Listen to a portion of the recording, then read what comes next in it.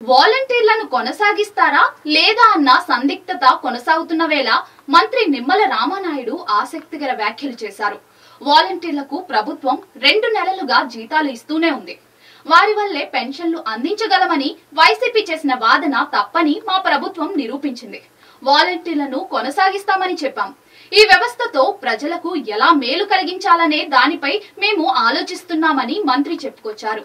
వాలంటీర్లకి already జీతాలు అందిస్తూ ఉన్నారు. ప్రస్తుతం మీరు గత 2 నెలల నుంచి కూడా ప్రతి నెల కూడా వాళ్ళ జీతం ఏదైతే ఉందో వాళ్ళు అందుకుంటూ ఉన్నారు. అంటే వాలంటీర్స్ ప్రజెంట్ కంటిన్యూషన్ వర్క్లో ఉన్నారు. కాకపోతే మనం కూడా వాలంటీర్స్ వల్లే పెన్షన్లు ఇస్తూ ఉన్నామని ఏదైతే ప్రభుత్వం మభ్యపెట్టి మాయ చేసి ఏదైతే ప్రజల్ని చేసిందో అది కరెక్ట్ కాదనేది నిన్న అర్థమైనటువంటి పరిస్థితి ఆంధ్రప్రదేశ్ రాష్ట్రానికి అంతటికి కూడా.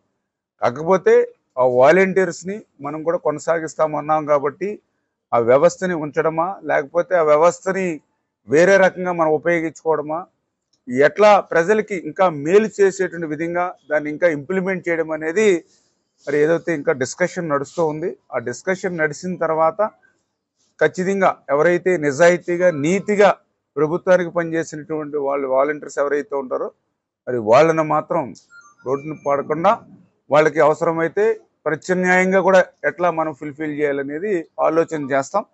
అది ఇంకా డిస్కషన్లో ఉండి తొందరలోనే దాని మీద కూడా ఒక నిర్ణయం కూడా తీసుకోవడం జరుగుతుంది.